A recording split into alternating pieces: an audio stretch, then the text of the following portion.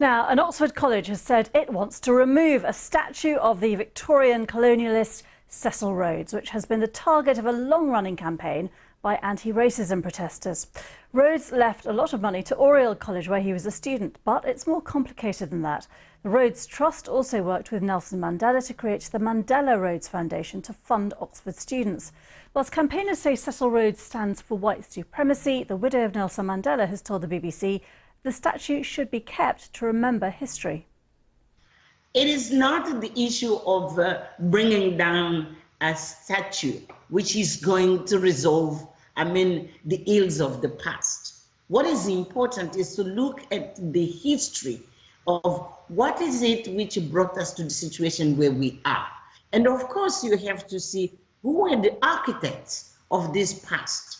But I believe even it might be much more positive to keep them, because you are going to tell generations to come, this is how it is started, and this is how it should never continue to be the way it is. Well, let's go live to Chelsea Jackson, who studied at Oxford University thanks to a Rhodes Scholarship. She's now supporting the Rhodes Must Fall campaign. Why are you supporting that campaign now, Chelsea?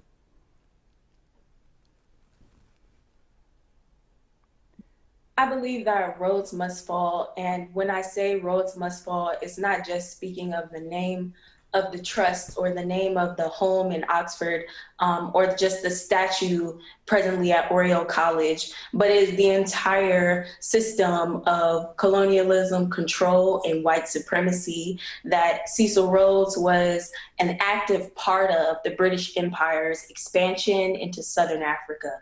And so in supporting the movement for Rhodes to fall, I support much more than just the tearing down of a statue, but really fundamentally a fundamental structural change in the way that British society works, in the way that British society interacts with its former colonies, and the ways that formerly colonized countries in this world and peoples of the global south, and particularly of the African diaspora, are treated and resourced around the world. But you did benefit from the Rhodes Scholarship. Is that something you regret now?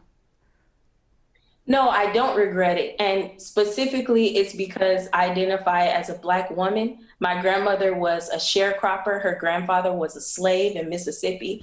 And so for me to be the great granddaughter of Mississippi cotton slaves, to be now earning my third master's degree at the University of Oxford, in the name of a man who didn't believe that women, and especially not Black or African women, had the mental or physical capability to be intellectuals.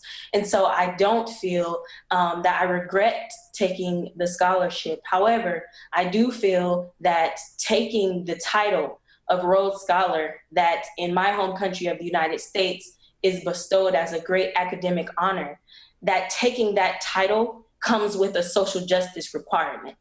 And though I am an activist, originally I didn't see myself as a Rhodes Scholar, but the more I began to interact with other scholars and the current administration of the Trust, they made it very clear that me standing up for Black people, standing up for what I believe in and fighting for justice is a part of the mantle of being a Rhodes Scholar. And so I feel no shame or confusion in simultaneously identifying as a Rhodes Scholar and believing that Rhodes must fall.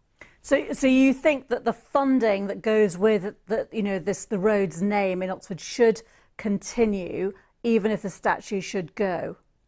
So here's, it's important to understand the context of how the Trust works currently to respond to this question. So the original bequeathal from Cecil Rhodes, the vast majority of those funds are now gone.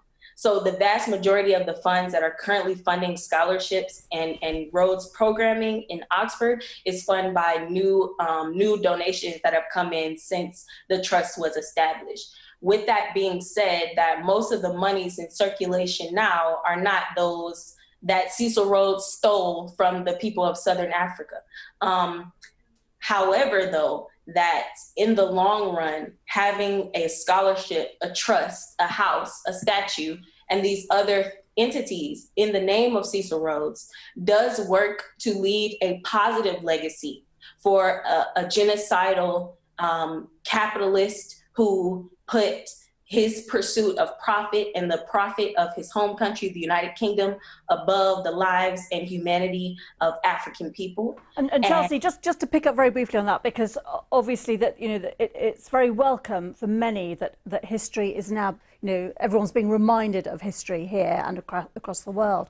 But we've heard from Graça Machel saying, in a way, these statues serve to keep re-educating people, and so maybe the statue should continue. And you know, Mandela set up his foundation, reaching out as a bridge, really, to try and unite people. So I want to address the purpose of statues, and to be very clear, as a person who's been a student in Oxford for 2 years, I've never walked past Oriel College and ever heard anyone talking about the colonial legacy of Cecil Rhodes until the Rhodes Must Fall protests. I've never walked into Rhodes' house, and where I went frequently, and saw or engaged with anything that engaged the negative, murderous, or genocidal history of Cecil Rhodes. So I want to be clear that when we see statues and we see these other things, yes, it points to history, but pointing to history is not the same as analyzing or dealing with history. And the reality of a statue is it literally immortalizes someone in bronze or gold. It puts them on a literal pedestal in our community and says that this person's name and likeness will never die. Okay. It doesn't. I think it shows who the examples are. Okay, Chelsea Jackson, I think we have very much got that point. Thank you very much for your time. Thanks.